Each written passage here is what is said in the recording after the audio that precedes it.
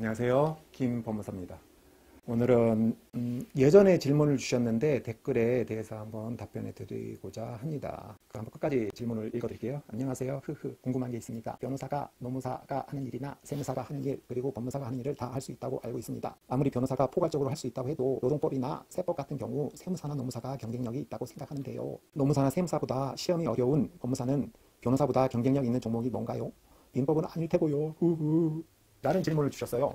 제가 가장 아쉬운 대목이 민법은 아닐 테고요 라는 부분입니다. 아니라는 부분에 대해서 사실로 뽑았을 때 민법에 대해서 한번 말씀드려 볼까요? 사법시험도 1차 있고 2차가 있는데 민법을 아주 잘해서 1명 뽑을 때는 민법이 한 75점?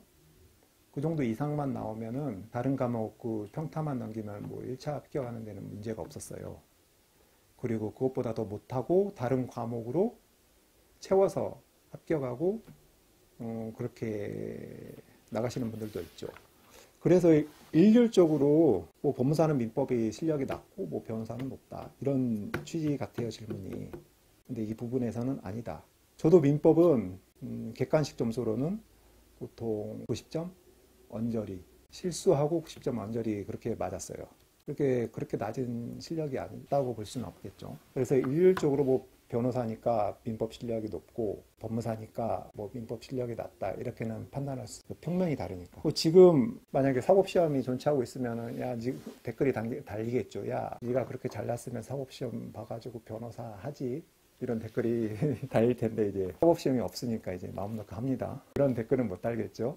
네, 민법은 그리고 저 같은 경우에도 가장 안정적인 점수가 나오는 게 민법이었어요. 민법은 오히려 문제가 난이도가 어렵게 출제가 되면은 점수가 다른 학생들에 비해서 더 높고 평타다 그러면은 오히려 2차 점수 같은 경우에는 더 안 좋아, 더 높죠. 노동법이나 세무사 같은 경우에는 물론 뭐 세무사님들이나 노무사님들이 더 경쟁력이 있어. 어떤 면에서 경쟁력이 있냐면은 법이나 노동법 같은 경우에는 법리적인 측면도 있고 약간 절차적인 테크닉도 필요해요. 조금씩. 근데 그러면은 그런 일을 많이 처리를 해 봐야지 약간 쌓이는 노하우가 있어요, 노하우. 그런 측면에서는 경쟁력이 있죠. 그리고 가격 경쟁, 가격도 무시할 수가 없죠. 실무에서는, 현장에서는. 맞아요. 근데 법무사는 변호사보다 되고 일을 하기 전에는 법무사가 뭐 하는지도 모르고 됐는데 되고 해보니까 경쟁력이 많죠. 우선 민사소송을 하더라도 변론을 할 수 없을 뿐이지 여러 가지 사건 같은 대여금, 물품대금, 전세금 일반적인 사건들 있잖아요. 많이 발생하고 빈번하고 그런 사건에 대해서는 가격 경쟁력 뿐만 아니라 법률적인 면에서도 크게 뒤떨어지지 않는다. 법무사가 변호사보다 더 뛰어난 업무 영역은 민사집행 분야죠. 민사집행, 공탁 그런 분야에서는 실력 그 분야에서는 단연 우수하다고 말씀드리며 부동산 등기 이 분야는 우리 선배 법무사님들이 오래전부터 해오던 분야고 지금도 그리고 어떤 점이 법무사가 변호사보다 더 나은지는 아마 제 채널을 계속 구독하시면은 알 수 있지 않을까 싶네요. 딱 몇 분으로 몇 시간으로 이게 낫다 이게 우수하다 그런 거는 도저히 설명을 할 수가 없을 것 같아요. 직접 겪어보고 느껴보고. 그리고 아마 이 질문을 주신 분은 법무사와 함께 일을 해본 적이 없으신 분일 거예요. 만약에 법무사와 함께 일을 하거나 법무사에게 사건을 의뢰를 하거나 그랬던 분이라면 아마 이런 질문은 하지 않으셨어요. 국내 굴지의 큰 기업들도 법무사에게 사건을 의뢰하고 중견기업도 법무사에게 사건을 많이 의뢰를 합니다. 물론 100억, 200억, 300억, 1000억 그런 속가가 큰 사건은 의뢰하기가 부담스럽죠. 그리고 그런 사건 같은 경우에는 직원도 대리를 하지 못하니까 그런 큰 사건 같은 경우에는 큰 로펌을 쓰죠.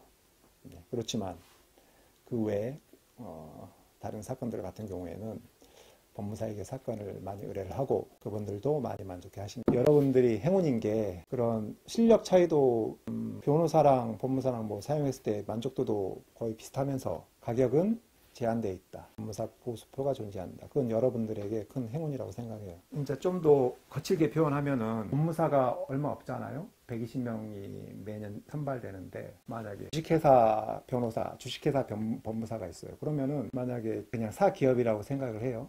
그래서 법무사라는 제품이 120개 주식계가 딱 출품이 돼요. 그러면은 제가 주식회사 변호사라면은 사재기를 해서 그냥 쌓아놓겠어요. 그러면 더 이상 경쟁 상대가 없으니까 변호사 입장에서는 얼마든지 가격을 올리거나 내려도 얼마든지 올려도 뭐 어떻게 통제할 수가 없죠. 법무사가 있음으로 해서 변호사 사무소에서도 소장당 얼마 받겠어요 해도 법무사가 수임하는 가격 이상으로 받지 않겠습니다. 이런 문구가 많이 나오잖아요. 이건 법무사 제도가 있어서 순기능이 아닐까요?